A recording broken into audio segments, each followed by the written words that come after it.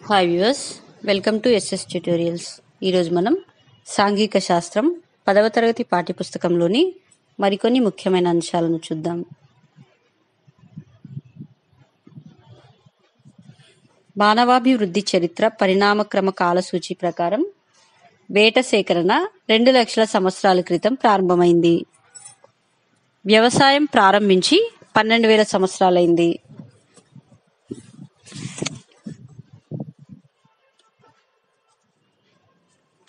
పారిశ్రామికీకరణ మొదలై 400 సంవత్సరాలైంది.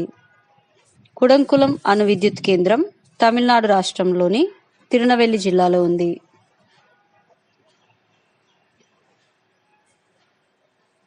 ఆఫ్రికాలోని ఐవరీ కోస్ట్ దేశంలోని అబిడ్జాన్ అనే పట్టణం ఉంది.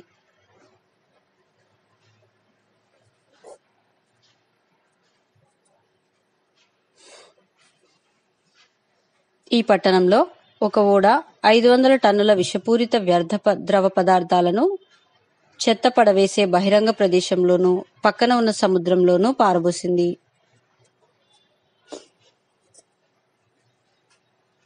ఈ వ్యర్థ పదార్థాల వలన 1 నెల రోజులలో 7 చనిపోయారు. 26,000 మంది చికిత్స పొందారు. దేశవాసులందరి ఆదాయంను కలిపి జాతీయ ఆదాయం అంటారు.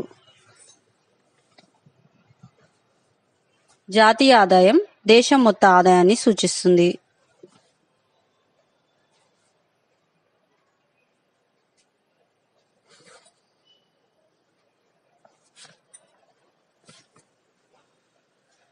ఒక దేశంలోని ప్రజలు మరో దేశం ప్రజల కంటే మెరుగ్గా ఉన్నారా లేదా అనే విషయం తెలుసుకోవడానికి మనం తలసరి ఆదాయాన్ని ఉపయోగిస్తాం.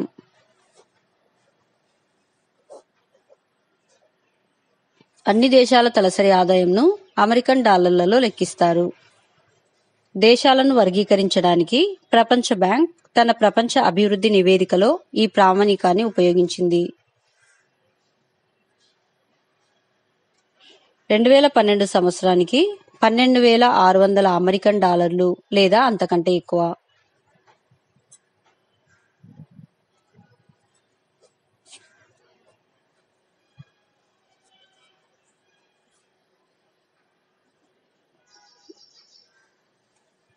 తలసరి ఆదాయం ఉన్న దేశాలను అధిక ఆదాయ దేశాలు లేదా ధనిక దేశాలు అంటారు. 1,035 అమెరికన్ డాలర్ల కంటే తక్కువ తలసరి ఆదాయం ఉండే దేశాలను తక్కువ ఆదాయ దేశాలు అంటారు. 2012 తలసరి ఆదాయాల లెక్కల ప్రకారం పంజాబ్, హిమాచల్ ప్రదేశ్, బీహార్ల తలసరి ఆదాయాలలో తలసరి ఆదాయం అత్యధికంగా పంజాబ్లో ఉంది. బీహార్ అట్టడుగున ఉంది.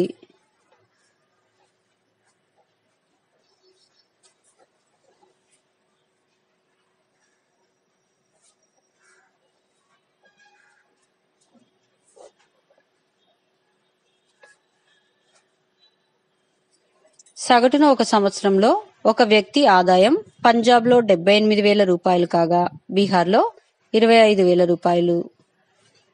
ఈ మూడింటిలో పంజాబ్ అభివృద్ధి చెందిన రాష్ట్రంగా, బీహార్ అతి తక్కువ అభివృద్ధి చెందిన రాష్ట్రంగా చెప్పవచ్చు.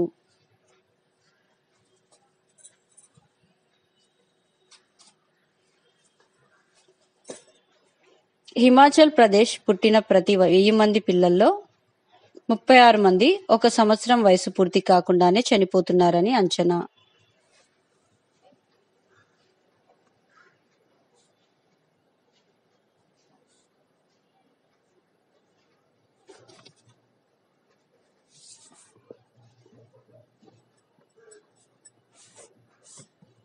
శిశు మరణాలు.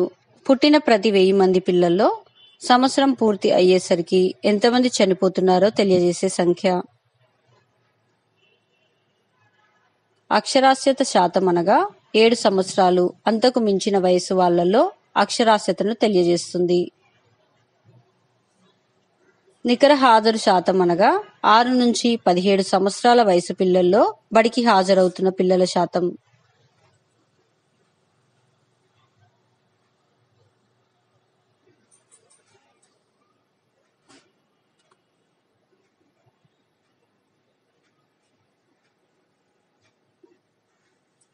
ఐక్యరాజ్య సమితి అభివృద్ధి కార్యక్రమం ప్రచురించిన మానవాభివృద్ధి నివేదిక దేశాలను ఆ ప్రజల విద్యాస్థాయి, ఆరోగ్య స్థితి, తలసరి ఆదాయాలను బట్టి పోలుస్తుంది.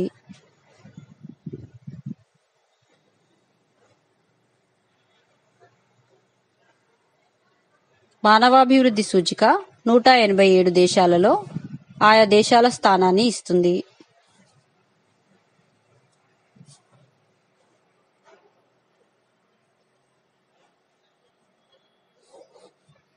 పోల్చడానికి వీలుగా అన్ని దేశాల తలసరి ఆదాయాన్ని అమెరికన్ డాలర్లలో లెక్కిస్తారు.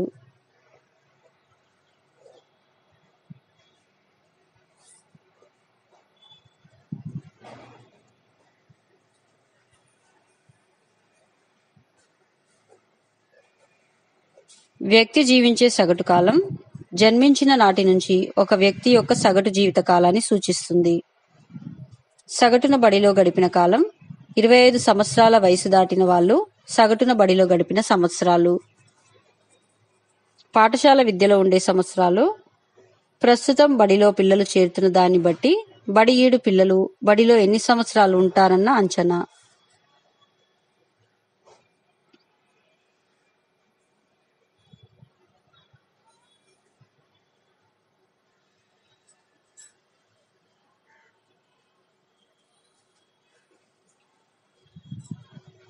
నేపాల్ను భారతదేశంతో పోలిస్తే తలసరి ఆదాయంలో సగమే ఉన్నప్పటికీ విద్యా స్థాయిలో భారతదేశం కంటే ఎంతో వెనుకబడి లేదని తెలుస్తుంది.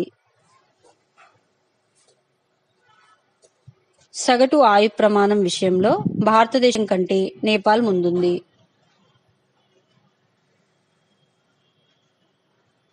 హిమాచల్ ప్రదేశ్లోని ప్రజలు సగటున మిగిలిన రాష్ట్రాల కంటే ఎక్కువ చదువుకుంటున్నారు.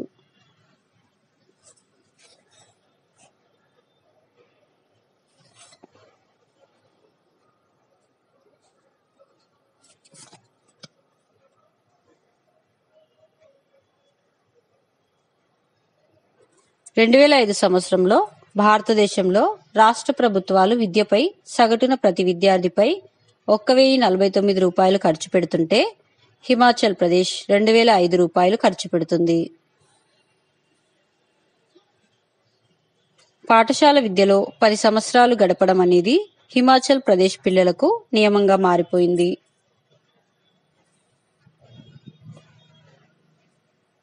సామాజిక జీవితంలోనూ గ్రామ రాజకీయాలలోనూ హిమాచల్ ప్రదేశ్ మహిళల పాత్ర ఇతర రాష్ట్రాలలో కంటే ఎక్కువే. ఆరోగ్యం, విద్య, సామాజిక సూచికలను పరిగణలోకి తీసుకోవడంతో మానవాభివృద్ధి భావన విస్తృతమైంది.